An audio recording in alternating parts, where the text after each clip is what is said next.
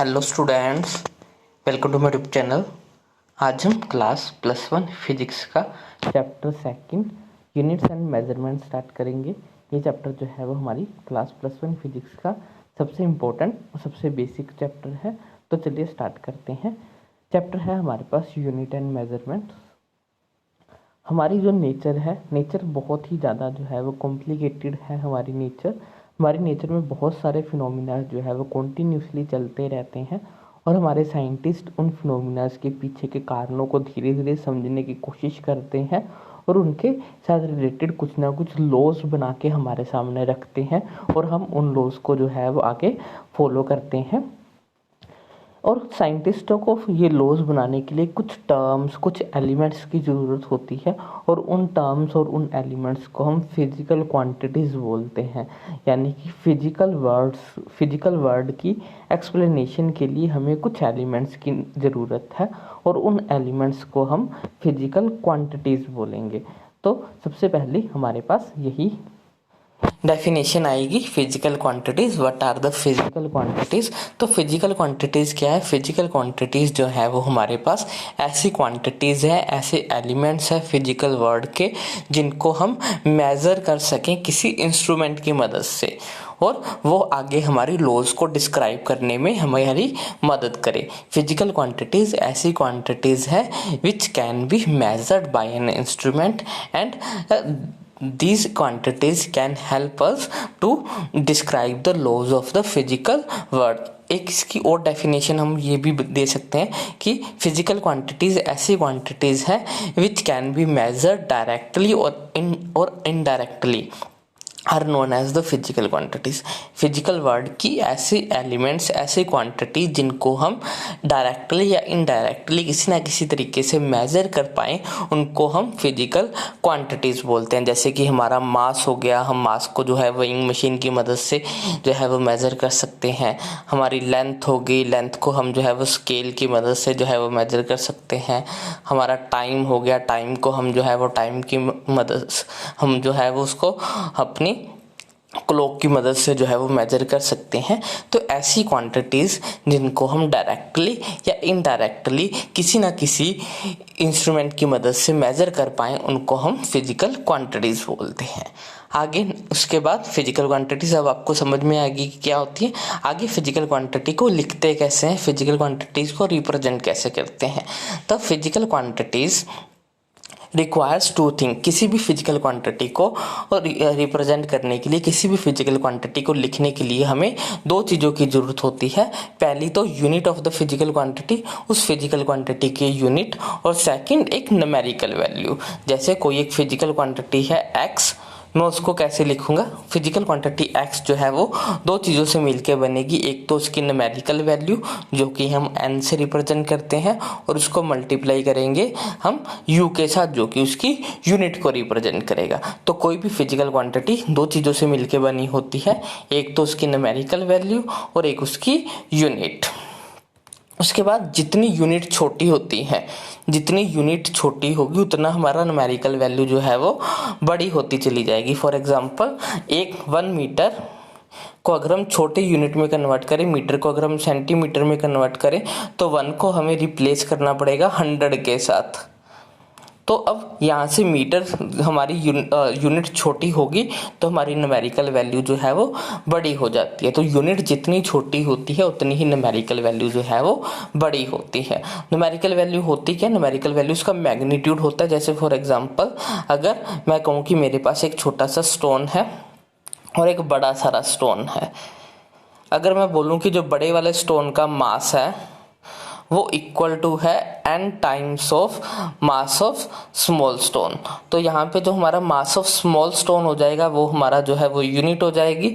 और n times कितने times? अगर 4 टाइम्स है तो 4 जो है वो हमारा n हो जाएगा। 4 गुना, 5 गुना, 6 गुना, तो ये जो 5, 6 है ये हमारे न्यूमेरिकल वैल्यूज हो जाएंगी और जो भी हम जिसके साथ उसको कंपेयर करें हमारी यूनिट हो जाएगी।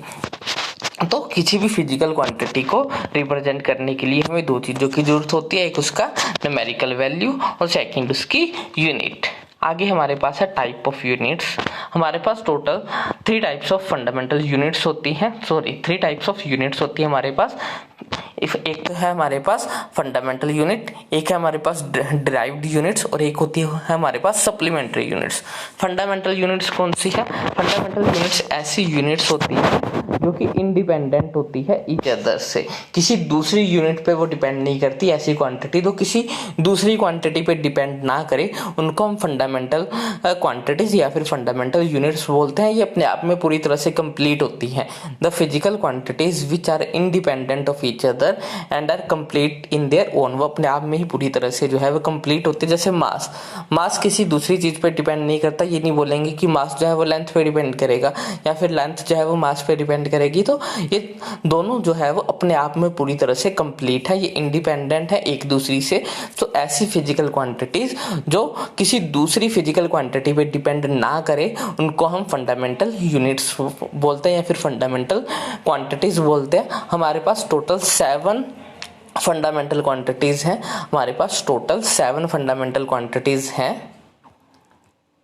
ये हमारी नॉन फंडामेंटल फिजिकल यूनिट्स या फिर क्वांटिटीज हैं। यहाँ पे हमारे पास फिजिकल क्वांटिटी है, यहाँ पे उसका नेम ऑफ यूनिट, यहाँ पे उसका सिंबल। फर्स्ट है हमारे पास मास की यूनिट होती है हमारे पास किलोग्राम, सिंबल है उसका केजी। लेंथ की जो यूनिट होती है वो हमारे पास metre, symbol small m। Time की unit second, symbol small s। Current की unit ampere, symbol small capital A। Temperature unit उसकी हमारे पास kelvin, symbol capital A। Luminous intensity हमारी यूनिट कैंडेला, सिंबल उसका CD।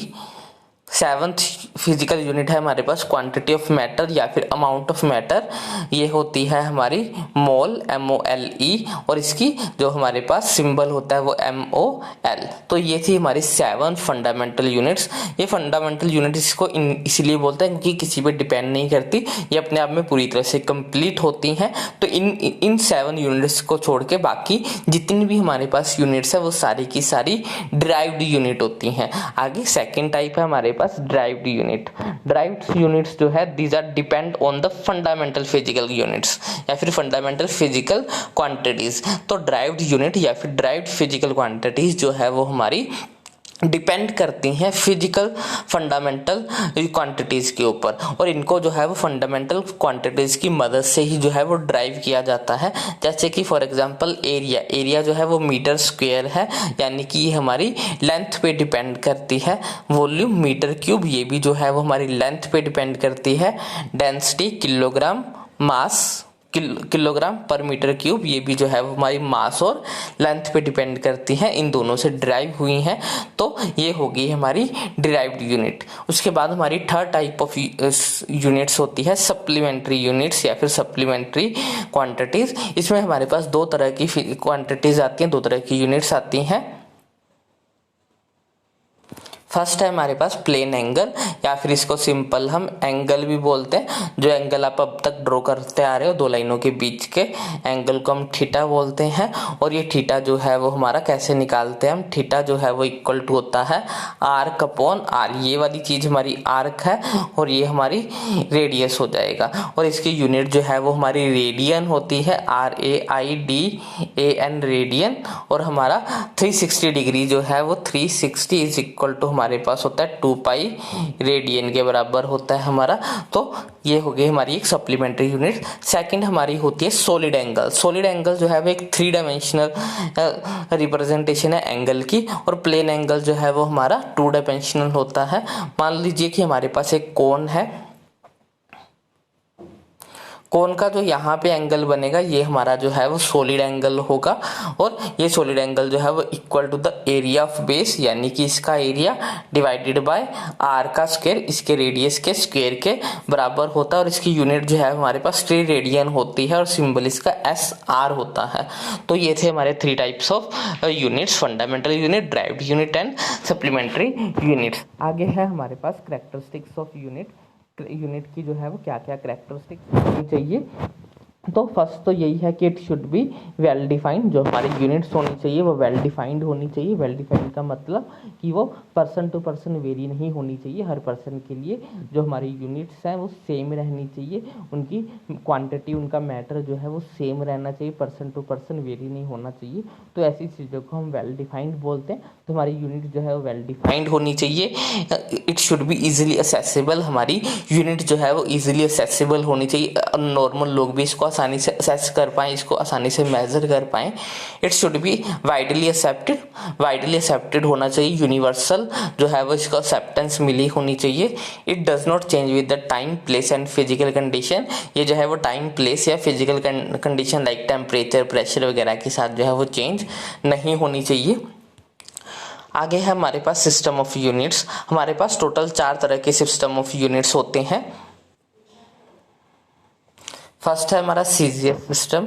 सी यानी कि जो हमारी लेंथ होती है इसमें हम सेंटीमीटर में मेजर करते हैं, मास हम ग्राम में मेजर करते हैं और टाइम हम सेकंड में। C for centimetre, g for gram, s for second. आगे है सेकंड हमारा एफपीएस सिस्टम। इसमें हम लेंथ को फुट में मेजर करते हैं, मास को पाउंड में और टाइम को सेकंड में। F for foot, P for pound, S for second. Third system है हमारा एमकेएस सिस्टम। इसमें जो है वो हम लेंथ को मीटर में, मास को किलोग्राम में, टाइम को सेकंड में। एम फॉर मीटर, के for kilogram, S for second. Fourth system है हमारा एसआई सिस्टम। एसआई सिस्टम जो है वो हमारी मॉडिफिकेशन है एमकेएस सिस्टम की, क्योंकि एमकेएस सिस्टम जो है वो सिर्फ 3 ही फंडामेंटल यूनिट को कवर करता है, लेकिन जो हमारा एसआई सिस्टम है वो सारी की सारी 7 फंडामेंटल यूनिट्स को कवर करता है एंड साथ के साथ वो 2 सप्लीमेंट्री यूनिट्स को भी जो है वो कवर करता है। तो ये थे हमारे 4 तरह के यूनिट सिस्टम। तो ये जो है वो सारा हमारा यूनिट के बारे में आज हमने पढ़ लिया है। नेक्स्ट वीडियो लेक्चर में हम जो है फिर डायमेंशंस के बारे में पढ़ेंगे, जो कि बहुत इंपॉर्टेंट है आपके लिए। तो आज के लिए बस इतने। आई होप आपको आज का सारा कंसेप्ट जो है वो अच्छे समझ में आया होगा। अगर आपको कोई भी डाउट हो तो आप मुझे कमेंट सेक्शन में लिख सकते हो। अगर आपको वीडियो अच्छी लगी तो उसको लाइक करें, शेयर करें और चैनल को सब्सक्राइब करें। Thanks for watching, bye bye, take care.